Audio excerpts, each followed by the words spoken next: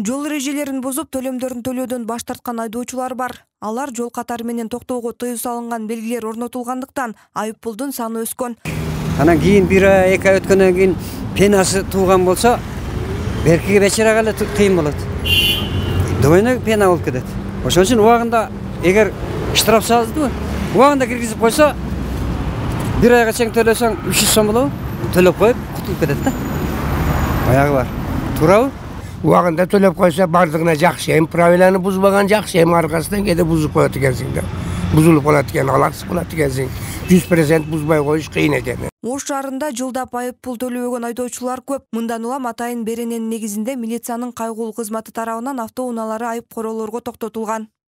Бир айдоочуну айып короо койдук. Ушул Кооптуу шаар алкагында 860 000 айыппулу бар. Ураган автоунаасы келгенде аныкталып, айып короо коюлду да. Бул өзү да билген эмес да, аныча. Бишкек шаарында иштеп жүрүп, анан Ошко келген, ошонун негизинде 860 000 болуп кеткен да.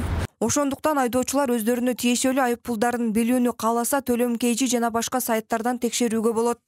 Бул үчүн жол коопсуздугунун эрежелерин, штрафтарын текшерүү кызматын ачып, суроо менен кайрылса болот. Жарандык ПИН же юридикалык жактын ИНН автоунаа жана унаанын номери катталганы боюнча аныктоо керек. Эгер жол кыймылынын эрежесин бузгандыгы катталса, бул жөнүндө так маалымат жана тартылып алынган фото сүрөтү жиберилет. Төлөө коду көрсөтүлгөн токтомдун көчүрмөсүн көчүрүп алсаңар болот.